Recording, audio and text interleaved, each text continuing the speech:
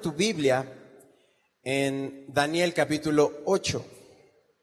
Vamos a continuar nuestro estudio verso a verso en este hermoso libro. ¿Qué les ha parecido, hermanos? Una bendición a cada uno de nosotros el estudio de la palabra de Dios. Y vamos a leer el verso primero, Daniel capítulo 8, verso 1, y oramos. ¿Están listos? Daniel capítulo 8. Si ya lo tienes, di amén. Si no lo tienes, di gloria a Dios. Hay de los dos. En el año tercero del reinado del rey Belsasar, me apareció una visión a mí. ¿A quién? Daniel, después de aquella que me había aparecido antes. Inclina tu rostro, vamos a orar. Señor, nuevamente nos encontramos delante de tu presencia, a la cual podemos venir con gozo, con gratitud, con paz, Señor, sabiendo que al ser expuestos a tu verdad, hemos de ser transformados, Señor. Y otra vez estamos en un capítulo de una visión, Señor, y queremos tomarla como lo que es, lo que ha sido y lo que será. Y mientras lo leemos y vemos estos rasgos que ya han sucedido, permite que nuestra fe sea fortalecida, Señor, que podamos ver estos hechos que fortalecen nuestra fe, pero al final eres tú el que nos la regala. Permítenos creer y abrazar tu verdad, Señor, y ser transformados a tu imagen cada uno de los días que nos permitas vivir. Gracias por tu palabra, llénanos con tu Santo Espíritu, te lo pedimos en Cristo Jesús. Y la iglesia dice, amén. Bueno, capítulo 8 comienza a escribirse otra vez en hebreo. ¿Recuerdas que en algún punto cambió del hebreo? ¿Te acuerdas a qué idioma? Al arameo, exacto, llevas tus notas. Entonces, de alguna manera lo que Daniel quiere hacer es, bueno, te hablo en hebreo a los hebreos para que me entiendas y después cambio a los arameos para hablar a las naciones alrededor.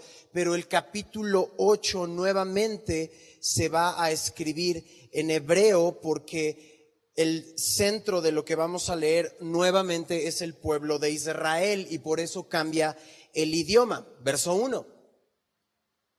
En el año tercero del reinado ¿de qué rey?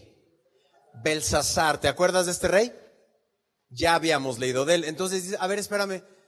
No que ya había pasado, incluso vimos cómo había muerto y vimos la escritura en la pared. ¿Te acuerdas de esta imagen? Y nuevamente estamos llegando a Belsasar. ¿Qué está pasando en la cronología? Bueno,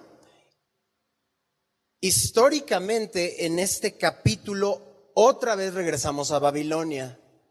Y digamos, si tienes tus notas ahí y estás siguiendo cada uno de los capítulos, cronológicamente lo diríamos así: capítulo 4, capítulo 7, capítulo 8 y después capítulo 5.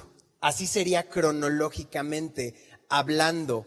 O sea, capítulo 4, después en el 7 dice que es el primer año de Belsasar, y después en el 8 está diciendo el primer verso, el tercer año de Belsasar, y después el 5, regresamos al foso de los leones. ¿Te acuerdas? Bueno, ¿cómo termina? Ese sería el último día, más bien uno antes, la escritura en la pared, el último día de Belsasar. Dice el verso 1, me apareció una visión a mí, Daniel, después de aquella que me había aparecido antes. Vi en visión y cuando la vi, yo estaba ¿en dónde? En Susa, que es la capital del reino, en la provincia de Elam. Vi pues en visión estando junto al río Ulai. Verso 3, alcé los ojos y miré. ¿Te acuerdas que comentábamos y que anotáramos o subrayáramos en nuestra Biblia cada vez que alguien mira sus ojos al cielo? ¿Te acuerdas que lo vimos? Algo sucede.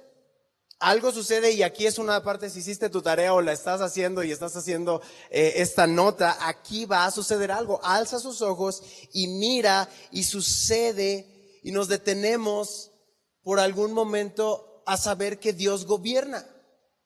Es una buena práctica y no quiero así todo el día te la pasas caminando, ¿no? Al cielo. Pero ve el cielo de vez en cuando.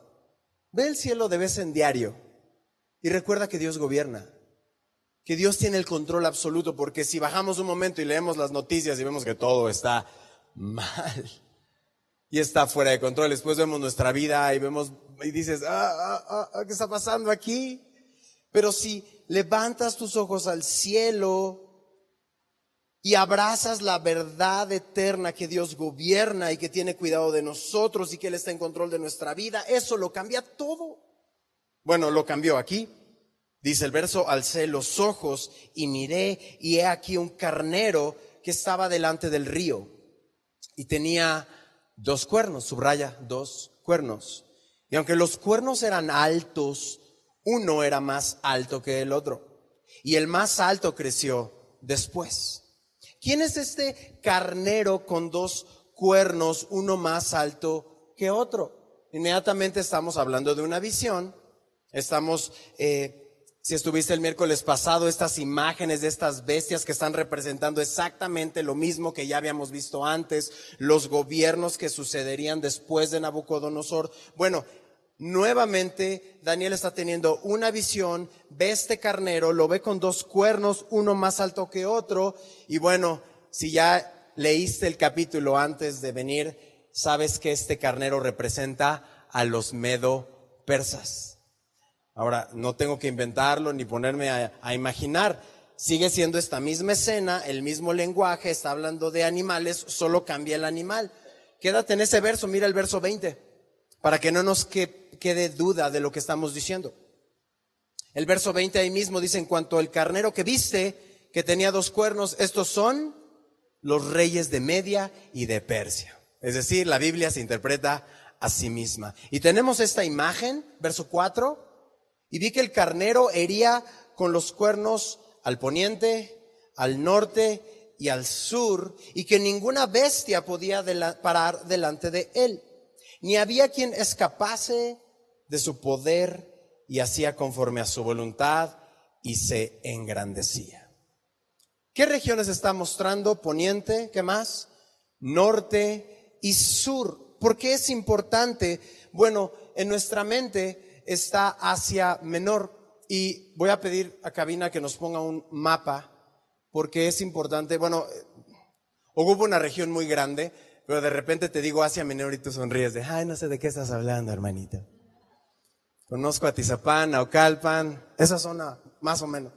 Bueno, es una región en donde, a ver si mientras sigue podemos bajar uno de mejor calidad en la misma página que te di, pero solo para tu referencia, la zona amarilla de este lado es Israel, ¿ok? Ese es el mar Mediterráneo. Estamos hablando de esa región y estamos hablando de los reyes que están moviéndose en ese lado. Y el imperio medo-persa surge hacia el poniente, al norte y al sur, no al otro lado. Del otro lado, hacia mi mano izquierda, que es tu mano derecha, está China, la India. ¿Ok? Y entonces, allá no, para allá no se fueron los medos y los persas. Se quedaron justo la profecía en el poniente, en el norte y en el sur. Y estos detalles tan claros que nos dice la Biblia es, no van hacia allá, no van hacia China, van hacia el Mediterráneo, van a intentar llegar a Grecia.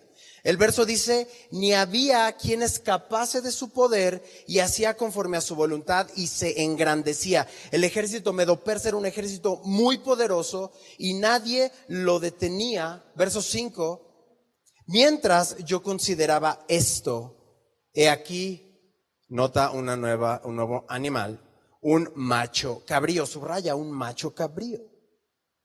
Venía del lado del poniente, sobre la faz de toda la tierra, sin tocar tierra, y aquel macho cabrío tenía un cuerno notable entre sus ojos, y vino hasta el carnero de los 2 cuernos que yo había visto en la ribera del río, y corrió contra él y con la furia de su fuerza. Y lo vi que llegó junto al carnero y se levantó contra él. ¿Qué hizo con él?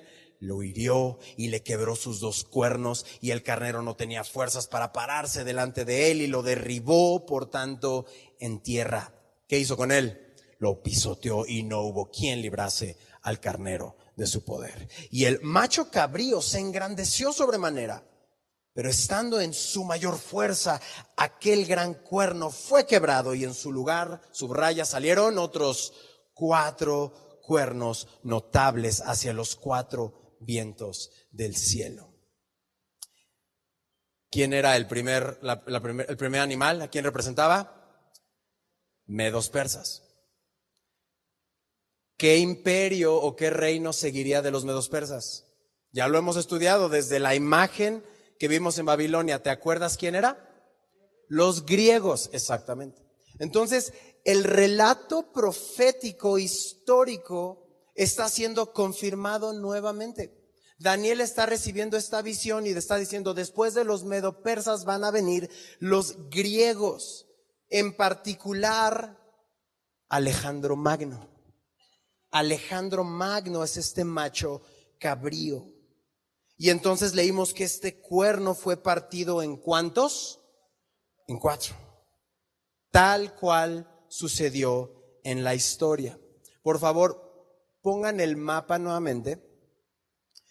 Porque una vez que el imperio medo-persa fue destruido por Alejandro Magno conquista todo el mundo conocido.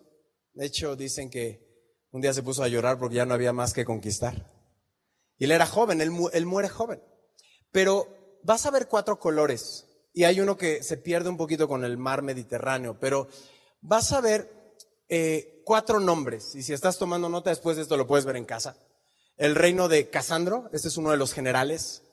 Dice que el cuerno de Alejandro Magno fue roto ¿en cuántos? 4. Y estos 4 fueron repartidos. Históricamente esto sucedió, esto lo puedes ver, es historia. Casandro es el verde, donde está Grecia. El otro se llama Lisímaco. Lisímaco es el color naranja que está justo debajo del mar Negro. Y los otros 2 nombres que estoy a punto de leer son los que nos interesan para tema profético porque pasan por Israel, ¿ok? El amarillo, que es el más vasto, es Ptolomeo. Quizás has escuchado este nombre antes, Ptolomeo. Y el último, que es el morado, que está aquí abajo en Egipto, justo debajo del mar Mediterráneo, y tiene un poco en la parte sur de Asia Menor, se llama Seleuco. Puedes tomar nota, Seleuco, Ptolomeo, Casandro y Lisímaco. Estos 2 últimos que vimos en el mapa, es decir, Ptolomeo primero y Seleuco primero, nos van a hacer la vida de cuadritos cuando lleguemos al capítulo 11. Acuérdense de sus nombres porque tienen todo que ver con la profecía cumplida. Ya llegaremos, primero Dios, al capítulo 11. Ahora, quizá oíste hablar del imperio Seleucida, ¿no? Yo tampoco, no te preocupes. Bueno, quizá oíste del imperio Ptolemaico, los Ptolomeos, ¿no? Yo menos. Así es que estamos en un buen lugar, ¿no? Estamos aprendiendo juntos y estamos viendo la historia. Pero todo esto es historia, es real, no son fantasías. Quizá para nosotros es algo que no nos interesa, pero estamos estudiando la Biblia verso a verso y estamos viendo profecía cumplida y estamos yéndonos a la historia y de repente tu fe se fortalece porque dices, wow, esto que vio Daniel es historia pura, sucede y fortalece mi fe en Dios. Bueno, verso 9, que dice el texto, Daniel 8:9. Y de uno de ellos salió, ¿qué? Un cuerno pequeño. ¿Cuántos cuernos se dividió? 4. De Alejandro Magno, 4 generales, ya vimos el mapa, y hay 2 importantes. De estos 4 generales, de estos 4 cuernos, si estás llevando la nota, específicamente de los seleucos, con S, los vamos a identificar más adelante en el estudio de Daniel como seleucos o antíocos. Seleucos o antíocos. Históricamente vas a ver como Seleuco primero, Seleuco segundo, Antíoco primero, Antíoco segundo. Eso lo vamos a tener que pasar muy brevemente porque no es clase de historia, es Biblia, pero de todos modos necesitamos saber de qué estamos hablando, ¿ok? Entonces, de los seleucos que están en Siria, nuevamente mapa, por favor. Siria. Siria, voy a poner mi dedo, aquí está. Está al norte de Jerusalén, la capital es Damasco. El día de hoy existe. De hecho, Damasco, ¿te acuerdas? Un lugar donde Jesús se apareció ¿a quién? A Saulo, a Pablo. Es un momento importante, es un lugar importante. Jerusalén, está Siria, y estamos hablando de esta historia. Y dices, Benji, pues si no puse atención en primaria, dame chance, ¿no? Bueno, ya tienes un poquito más de geografía e historia acerca de dónde están los puntos. Y sé que muchos de ustedes lo saben porque son los mapas que vienen justamente hasta atrás de tu Biblia. Entonces, para eso sirven, para que busques y veas los lugares en los cuales estamos viendo qué pasó. Continuamos, regresa al verso 9. Creció mucho al sur y al oriente y hacia la tierra gloriosa. ¿Cuál es la tierra gloriosa? Jerusalén, exactamente. Puedes poner ahí en tu Biblia, en la mano al ladito pones Jerusalén. Verso 10. Se engrandeció hasta el ejército del cielo, y parte del ejército y de las estrellas echó por tierra. ¿Y qué hizo con ellas? Las pisoteó. Piensa por un momento, tú eres Daniel, como tú y como yo. Estás sirviendo al rey, estás trabajando en el gobierno y de repente Dios te pone una visión. Una visión no es un sueño, es diferente sueño y visión. Lo estás viendo, es una visión. Estás despierto y tienes que registrar lo que estás viendo.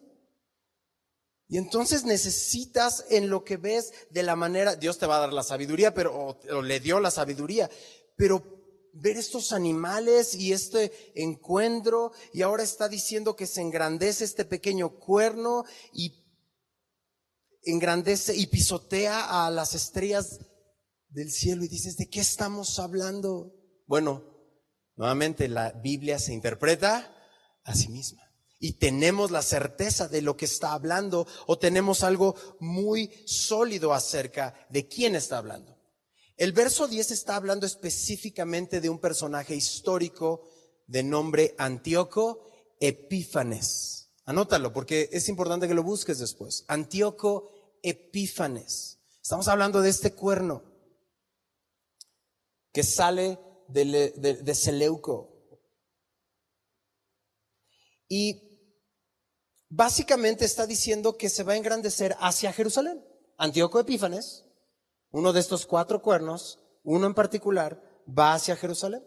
Y cuando dice que el ejército del cielo y las estrellas, probablemente se refiere al pueblo de Israel.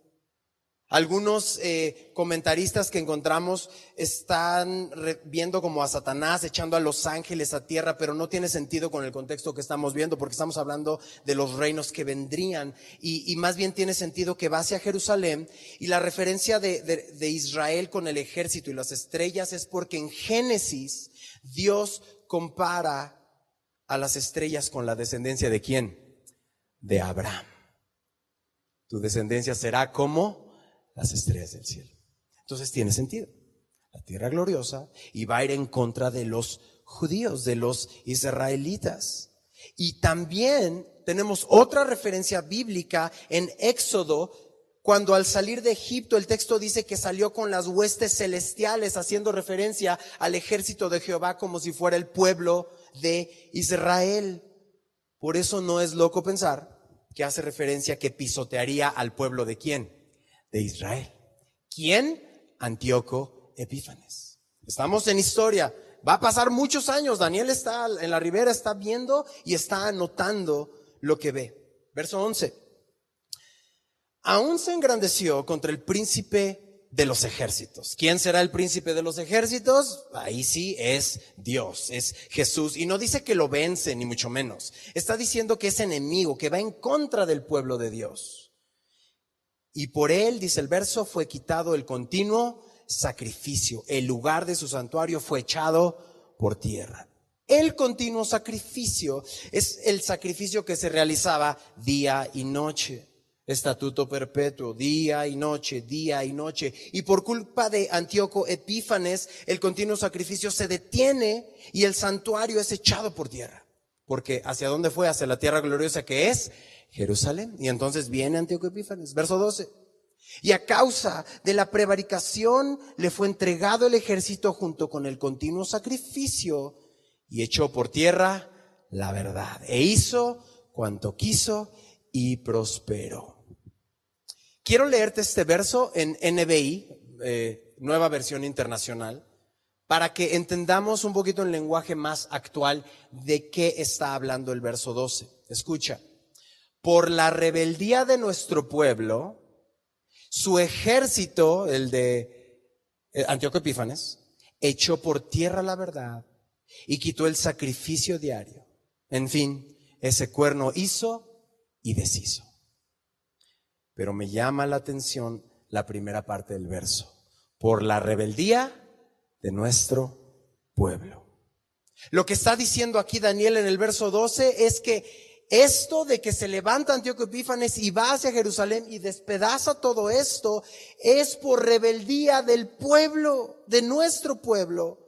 No por culpa del cuerno que se hizo esto, sino por la rebeldía del pueblo. Es decir, Dios está entregando a su pueblo al cuerno, Antíoco Epífanes, ¿por culpa de quién? Del pueblo mismo. ¿Vas conmigo? Esto es importante porque cuando iniciamos el estudio verso a verso de Daniel, leímos desde el primer capítulo que fue Dios el que entregó a Israel en manos de ¿quién? De Nabucodonosor. ¿Quién lo entregó? Dios. Y esto debe de traernos a un punto de análisis personal. El que entrega a Israel en manos de Nabu fue Dios. Porque Dios va a tratar con la rebeldía de su pueblo. Y eso, mis estimados hermanos, se llama amor. La rebeldía de cada uno de nosotros es tratada por Dios con amor, pero esta clase de amor que nos lleva al punto del reconocimiento absoluto. ¿Saben por qué es amor? Porque Israel pudo haber sido destruido desde el ejército, desde el desierto, por los ejércitos de Faraón. ¿Tú crees que Dios se hubiera esperado a que llegaran a la tierra prometida? ¿Pasaran cuántos años? 40 en el desierto y llegaran y conquistaran para que fueran destruidos así nada más. Dios permitió y hasta el día de hoy la nación de Israel existe porque hay promesas a David que aún han de cumplirse y son específicas para ellos. Por eso me quiero detener aquí en un punto y si estás tomando nota, refléjate en este verso. Quizá en tu vida hoy estás pasando por disciplina. Quizá en tu vida estás diciendo, no, es que no está saliendo esto, no estoy escuchando a Dios, no estoy viendo a Dios. O sea, ¿qué está pasando? Incluso muchos dicen, es que ya no escucho a Dios, está pasando y ya voy a los navegantes, estoy leyendo, pero parece que no lo escucho. ¿Sabes algo? Dios quiere librarte, Dios quiere limpiarte, Dios quiere estar contigo y lo está. ¿Te acuerdas que acabamos de ver el domingo? Jehová es mi pastor, nada me faltará. Y algo que se me quedó muy en el corazón y lo he estado meditando en esta semana es que primero hay que reconocernos ovejas. Si no te reconoces oveja, entonces nada de la bendición es para ti. Primero llegas y te reconoces incapaz, una oveja que necesita la salvación de su pastor. Pero si te sientes tigre, pues dale tigre. Al final es así de fuerte. Necesitamos tomar una decisión. Dios trata con nuestra rebeldía para salvación. Y Jesús siempre va a hacer alusión o siempre te va a decir que le des importancia a lo que merece importancia, nuestra eternidad. No hay nada más importante. Acompáñame, deja una marca en Daniel y acompáñame a Mateo 5:29. Mateo 5:29. Estamos leyendo historia, ¿no? Ay, pobres israelitas. Ay, este Antíoco Epífanes, qué bárbaro, qué mala onda. Pues está bien, eso ya pasó, ¿cierto? Y parece que lo vemos bien lejos. Pero en Mateo 5:29 Jesús dice, por tanto, si tu ojo derecho te es ocasión de ¿qué? De caer, ¿qué haz? Sácalo y échalo de ti, pues mejor te es que se pierda uno de tus miembros y no que todo tu cuerpo sea echado al infierno. Es Jesús. Y Jesús está hablando de cortes que nos están deteniendo. Está hablando del ojo, y solamente ese verso es toda una enseñanza. Pero al final, si Dios está tratando con la rebeldía y Dios entrega en manos de este cuerno, de este Antíoco Epífanes para hacer lo que ahorita vamos a leer que hizo, es porque Dios quiere que regresemos a la adoración, porque fuimos hechos para adorarlo. Por eso no te sientes bien en nada, en lo que estés fuera de la voluntad de Dios. Por eso nada te satisface, por eso todo te choca, por eso estás totalmente abrumado, porque estamos enfocados en todo menos en lo que debemos hacer. Si eres lo valiente suficiente y estás tomando nota, escribe qué te está esclavizando cada día. Si puedes reconocerlo y vienes a su presencia, Dios, es esto. Pues sabes algo, clama al Señor, dile, Dios, sálvame, te necesito, esto es lo que no te he querido entregar. Y Daniel está viendo una visión tremenda que le va a suceder al pueblo. Daniel está en cautiverio, chequen esto. Daniel está en cautiverio y ya está viendo una visión de destrucción. O sea, van a regresar y otra vez. Tropecé de nuevo y con la misma piedra. Rebeldía. Es tremendo, es fuerte. Y el pueblo no aprendió y se entregaron a dioses ajenos y se entregaron a la idolatría. Regresa a Daniel 8, verso 13. Entonces oía un santo que hablaba, y otro de los santos preguntó a aquel que hablaba, ¿hasta cuándo durará la visión del continuo sacrificio y la prevaricación asoladora, entregando el santuario y el ejército para ser pisoteados? Verso 14, y él dijo, hasta 2300 tardes y mañanas, luego el santuario será purificado. ¿Qué quiere decir 2300 tardes y mañanas? Yo no sé. La mayoría de los comentaristas guardan un respetuoso silencio a este número. Y creo que para el efecto teológico y de importancia no es tan importante o no es fundamental. Sí es importante, pero no es fundamental. Y el pastor Ibert nos comenta que encuentra una referencia histórica para que tengas nota qué quiere decir esto de 2300 tardes y mañanas. Y él encuentra en la historia que Antíoco Epífanes fue humillado por Roma. Y al ser humillado por Roma, él regresa furioso, enojado a Jerusalén. Y en su enojo, lo que hace es entrar al templo y pone una estatua de Zeus en el lugar santísimo, sacrifica un cerdo en el altar y echa por tierra toda la ley y la pisotea. Antíoco Epífanes, en el templo. Regresa y hace esto espantoso. De hecho, en ese momento histórico,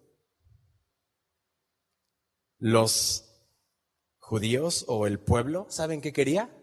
Querían ser parte de Siria. Nosotros queremos todas las modernidades que tienen los sirios.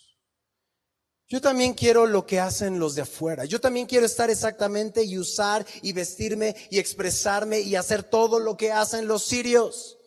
¿Por qué tengo que guardar la ley? ¿Por qué tengo que adorar a Dios?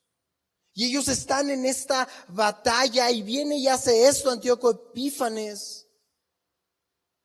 Y muchas veces nos parecemos tanto al querer tener todas estas modernidades.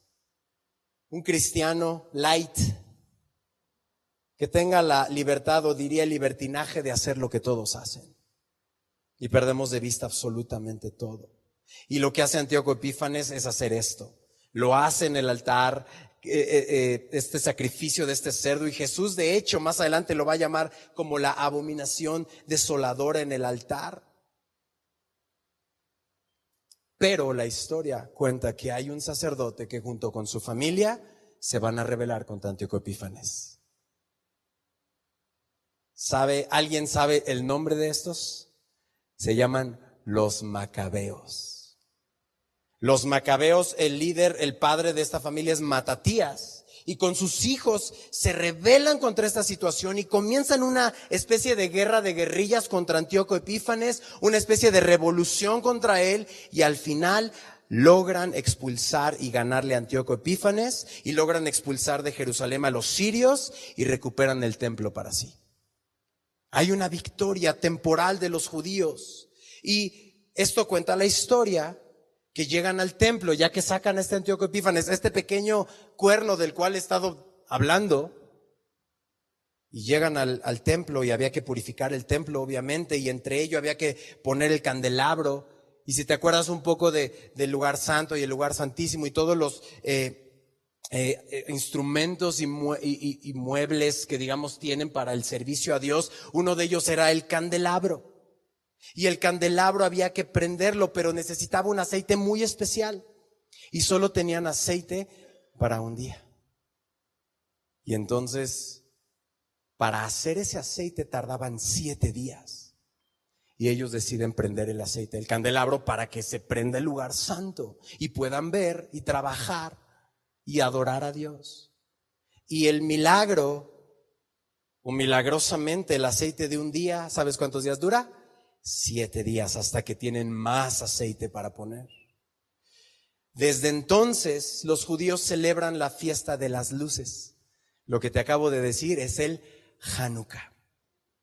Y el Hanukkah hasta el día de hoy es celebrado por los judíos. De hecho, esta fiesta de las luces es la fiesta que el Señor pasó en Jerusalén.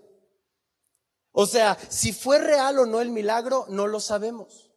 No está en la Biblia, pero algo que sí sabemos que sí está en la Biblia es que Jesús toma esta fiesta como una oportunidad para anunciar su obra. ¿Y saben por qué es importante? Porque muchas veces como cristianos nos metemos un montón en los detalles. No, es que aquí no dice que debemos celebrar la Navidad, ¿no? No celebres la Navidad.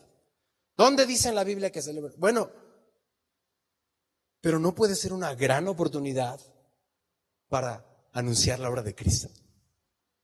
Y de repente empezamos a perdernos en que si lo celebro o no lo celebro, pero aquí está, al igual que Jesús, no que valida la fiesta, sino la usa como excusa para predicar, usa todas las personas están a tu lado para predicar el evangelio de Dios. Termino el comentario y regresamos al texto. La rebelión de Matatías y los Macabeos, que ya ahora sí entendemos, la fiesta de las luces, Hanukkah, ok, inicia el 6 de septiembre del 171, 6 de septiembre del 171, y termina el 25 de diciembre del año 165. Esto es antes de Cristo. Por eso Hanukkah generalmente es por Navidad, es muy parecido a esa fecha. Es decir, ya quien quiera ponerse a hacer las cuentas, pero entre estas dos fechas, ¿sabes cuántas tardes y mañanas hay? 2300. Es lo que encontró el pastor Iber en este comentario. Si quieres, haz las cuentas y revisa. Puede ser esto, no sabemos. Como lo dije, no es fundamental. Sí es importante, pero no es fundamental. Es simplemente una profecía que se cumplió. Alguien lo descubrirá un día y lo podremos ver. Pero lo que sí te tengo que decir acerca de esto espantoso que sucedió en el templo y que sacrificaron este cerdo y que puso una imagen de Zeus. Esto es, Antíoco Epífanes es un tipo de anticristo. Y necesitamos entender un poquito estos conceptos porque ya vamos a llegar a Apocalipsis los domingos. Y vamos a hablar de profecía y vamos a hablar del anticristo y de cosas que la Escritura nos enseña. ¿Saben que el anticristo un día va a hacer exactamente eso? Va a construir el templo, se va a sentar en el lugar santísimo, va a poner una imagen y va a demandar adoración tal cual lo hizo Antíoco Epífanes. Así que esta profecía, digamos que es doble. Una apunta a lo que hizo Antíoco y la otra apunta a lo que hará el anticristo. Eso lo estudiaremos en Apocalipsis. Regresemos al verso 15. Y aconteció que mientras yo, Daniel, consideraba la visión y procuraba comprenderla, Subraya esa parte, procuraba comprenderla. He aquí se puso delante de mí uno con apariencia de hombre. Y oí una voz de hombre entre las riberas del Ulai que gritó y dijo: Gabriel, enseña a la visión. Entonces un ángel o quizá Jesús mismo aparece y le dice a Gabriel: enséñale, Gabriel, lo que está viendo. Y vamos a leer toda esta porción de corrido, verso 17.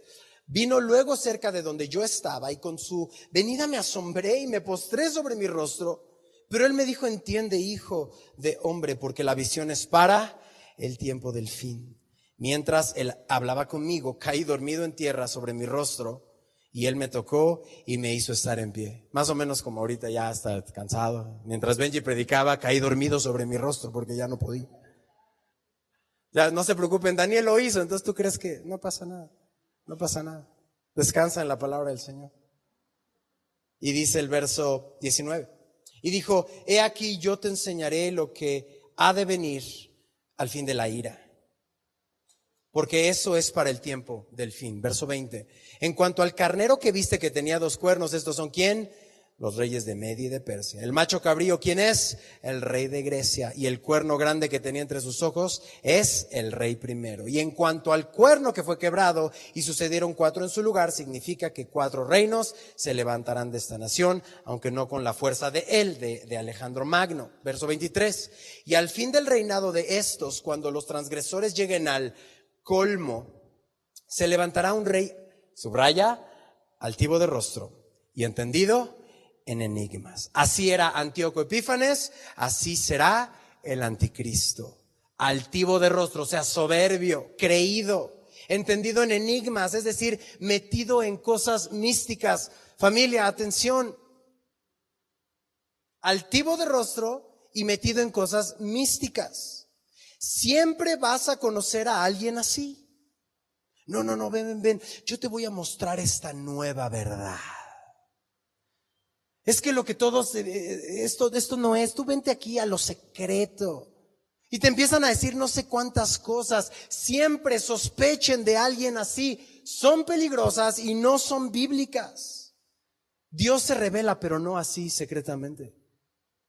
La Biblia tiene 2000 años, así como la conocemos en todo este canon del Antiguo y Nuevo Testamento en creación. ¿Tú crees que realmente alguien va a salir con algo nuevo? La respuesta es no. Ya está enseñado. Los apóstoles lo enseñaron, la iglesia primitiva lo presentó. Por eso todas las cosas son nuevas, digamos, en aplicación a mi vida. Se ajustan o van de acuerdo a nuestra actualidad cultural. No ves a los de la primera iglesia hablando del Facebook y del Twitter, ¿verdad? Hoy lo podemos decir porque es algo cultural y es algo en ejemplo. Pero la verdad fundamental ya está conocida. Por eso a los que le gusta lo oscuro y todo el tiempo están en el ataque de no sé qué y la alternativa de no sé cuándo, todo eso deséchalo. No te metas en estas amistades, en estas pláticas, déjalas, vente a la sencillez del evangelio, porque ese es el camino del anticristo. Siempre trae soberbia y siempre es, yo lo sé y tú no. Ustedes no entienden, yo les voy a tener que explicar, y siempre viene de ese color la envoltura, decía el pastor Iber. Quizá de un color amarillo, de un color rojo, pero siempre lo vas a hacer así, altivos y secretos. Desecha eso, la sencillez del evangelio, la verdad absoluta tiene un nombre. ¿Cómo se llama la verdad? Jesús. Abrázalo. Ven a Jesús. Verso 24. Y su poder, estamos hablando del anticristo, y estamos hablando de lo que era Antíoco Epífanes, se fortalecerá, mas no con fuerza propia. Subraya esa parte, porque en Apocalipsis vamos a ver que Satanás le da poder al anticristo. Eso lo vamos a ver más adelante. Y causará grandes ruinas. ¿Y qué dice? Y prosperará. Oye, a ver, Benji, espérame. ¿No que lo que es de Dios prospera y lo que es del mal no? Generalmente tenemos esa idea, ¿cierto? Pues los hijos del rey tenemos que ser prósperos, ¿no? Y de repente empezamos a tener estas ideas, pero no, aquí vemos que el anticristo va a prosperar y los hijos de Dios serán vencidos en este tiempo. Así es que Échale cuentas. De esta manera, el contexto es muy importante. Tenemos que ver la Biblia por lo que nos enseña, y la realidad es que la prosperidad en el Nuevo Testamento la vemos muy diferente a lo que pareciera en la vida normal, de que ser próspero necesariamente es lo material. Dice el verso: hará arbitrariamente y destruirá a los fuertes y al pueblo de los santos. Verso 25.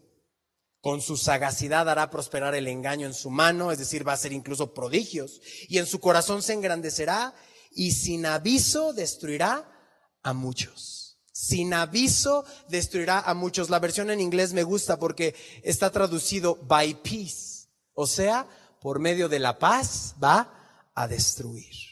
Jesús dice que cuando digan paz, entonces vendrá la guerra. Y no es todo lo que el mundo busca el día de hoy. ¿Qué es lo que quieren? Paz. Pero no quieren la verdad. Dicen, tú tu verdad, yo mi verdad, pero vamos a estar en paz, ¿no? Y no se puede esto, porque la paz siempre trae espada. ¿Por qué? Porque la paz trae verdad y la verdad trae justicia. Y entonces hay un bueno y hay un malo. Entonces no puede haber de cada quien mi verdad. La verdad se llama Jesucristo, y tú y yo vemos esta realidad a lo largo de la historia. Y dice el verso: y se levantará contra el príncipe de los príncipes, pero será quebrantado, aunque no por mano humana. ¿Te acuerdas de la roca al inicio, no cortada con mano humana para destruir este reino? Últimos dos versos. La visión de las tardes y mañanas que se ha referido es verdadera, y tú guarda la visión porque es para muchos días. Y yo, Daniel, aquí es donde pones tu nombre. Vamos a reflejarnos en este último verso, porque es la clave de esta enseñanza, y terminamos con esta idea. Quedé, ¿de qué manera? Quebrantado. ¿De qué manera? Quebrantado. Y estuve enfermo algunos días, y cuando convalecí, subraya por favor con doble raya, atendí los negocios del rey. Pero estaba espantado a causa de la visión y no la entendía. Daniel no entendía muchas cosas, pero ¿sabes qué? Lo tomó en serio. Y tú y yo de la misma manera. Quizá llegamos y es un capítulo pesado, y es profecía, y es visión, y le doy gracias a Dios por tu vida, porque te tomas el tiempo de venir y pasar verso a verso por un capítulo así, y no podemos más que presentarlo, porque estudiamos la Biblia verso a verso, y vamos a ver todo el consejo de Dios. Pero al final lo tomó en serio Daniel. Daniel ve un pueblo pisoteado, su pueblo devastado, ve el lugar santo como un lugar de abominación, y ve todo esto y lo espantó. A veces tú y yo vemos la profecía como vemos la película de Armagedón, ¿no? Como de acción, y ya no. Pues ahí nadie muere, no sé si al final Bruce Willis. Pero me cachas, o sea, estamos como, pues sí, profecía, uy, qué feo. Apocalipsis. Y hay tanta película apocalíptica que ya hasta se nos hace como ficción. Pero esos son actores. Y ahí no mueren. Aquí estamos hablando de algo verdadero. Hay gente que está siendo engañada e irá al infierno. Hay personas que están siendo lastimadas, serán lastimadas, y esto es real, y yo te invito a que lo veas como es. Tiene que movernos, tiene que producir en nosotros algo, tiene que dolernos. Cuando lleguemos a Apocalipsis vamos a ver que 1/3 de la población va a morir. 1 de cada 3. Piensa por un momento esta proporción. Eso quiere decir que si el Señor vendría el día de hoy, 1 de cada 3 que conoces que se quede va a morir. Qué chasquido de Thanos ni qué nada. Esto es real. Es como todo lo buscan y lo copian. Piensa en tu familia. Hazlo real. 1 de cada 3 va a morir. ¿Conocen al Señor o no conocen al Señor? ¿Están listos o no están listos? El verso dice: y cuando convalecí, atendí los negocios del Rey. Este es el punto medular de esta noche. Tú y yo estábamos muertos en nuestros delitos y pecados. Y no que ya estemos así sin pecar y todo, pero estamos convalecidos. Dios nos ha dado vida y estamos caminando paso a paso. Pues lo que haces cuando tienes vida, atiendes los negocios del Rey. Ponernos en los negocios del Rey. ¿Quién es el Rey? Jesús. ¿Y cuáles son los negocios de Jesús el día de hoy? Él está en el negocio, usando esta misma palabra, de predicar el evangelio, el negocio de rescatar gente. No hay mejor función que ser usados por Dios para hacer luz y para hacer sal. Y me gusta esa parte porque ya viene, yo en mis películas, pero ya viene Aladino y la lámpara maravillosa. Y cómo nos gusta hacer de Dios un genio. Y buscamos el milagro y no al hacedor de los milagros. Y venimos solamente por algo temporal y Dios está dándonos a Él mismo, a su Hijo Jesucristo. Por eso, si algo viniste esta noche y aguantaste hasta este momento, es para que le muestres al mundo no la religión cristiana, sino le muestres a Cristo. Y vengas al Señor y vengas a la luz. Aquí, aunque no entiendas la visión, Daniel tampoco la entendía, esto te tiene que mover a predicar el evangelio. Inclina tu rostro, vamos a orar. Y me gustaría que le pidieras al Señor de manera personal: Dios, pon en mí el ver la eternidad como tú la ves. Pon en mí ver a cada persona que me has permitido conocer, los que estén cerca y los que estén lejos, como alguien por quien orar, especialmente por los que no te conocen. Señor, yo quiero estar en los negocios de mi Padre, en tus negocios, Señor. Padre, gracias porque nos enseñas que seremos salvos de todo este tiempo difícil. Solo vimos un pequeño detalle de profecía, tanto la cumplida como la que ha de cumplirse. Y tu paz ha venido sobre nosotros y en tu paz estamos seguros. Pero cuando tu ira sea revelada a este mundo, nosotros estaremos delante de ti en un gozo perpetuo. Pero hoy hay gente que se está perdiendo. Y hoy hay gente que no ha sido reconciliada contigo. Hoy hay gente que te ha rechazado y te sigue rechazando. Danos de nuevo, Señor. Danos urgencia para predicar tu palabra, para anunciar tu evangelio, Señor. Porque esto es verdad. En su primer cumplimiento sucedió tal cual lo dijiste. Y en el cumplimiento final va a ser tal cual lo has prometido. Ayúdanos, Señor. Enséñanos, dirígenos, sosténnos. Padre, te lo pedimos en el nombre de Jesús. Y la iglesia dice: amén.